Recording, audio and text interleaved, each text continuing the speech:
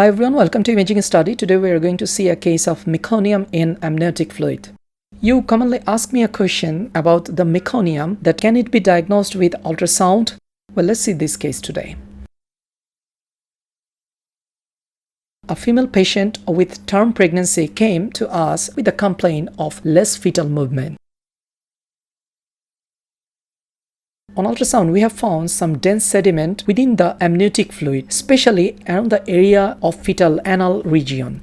Now, you can see there is a relatively denser hypo to hyper echogenic area here, and you can also see a solid component within the amniotic fluid. This should not be present in a regular anechoic amniotic fluid. So this is actually the confirmative feature for this dense area to be the meconium. Now let's see on the ultrasound. Here we can see that there is a dense area adjacent to the fetal anal region, and this is the area of fetal lower parts. And you can see some dense area. This is the solid component, looks like a dense round area. This is actually the fetal stool or meconium.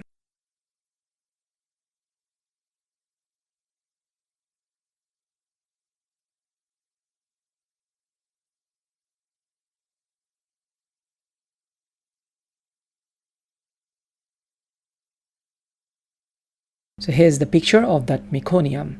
Have you seen this on your scan before? So in summary, the dense echogenic substances are noted within the amniotic fluid adjacent to the fetal buttock. Now the take-home message. We commonly see that when we say meconium within the amniotic fluid, that makes an overdiagnosis.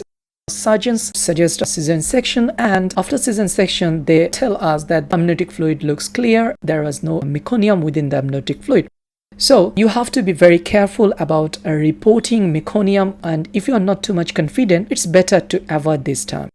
We have color Doppler ultrasound to evaluate the fetal distress, so we literally don't focus on meconium a lot to avoid overdiagnosis. So before reporting, be confident about what you see. Thank you for watching. Please subscribe to our YouTube channel and follow us on other social platforms. All the links are given on the description box. See you on the next one. Have a nice day.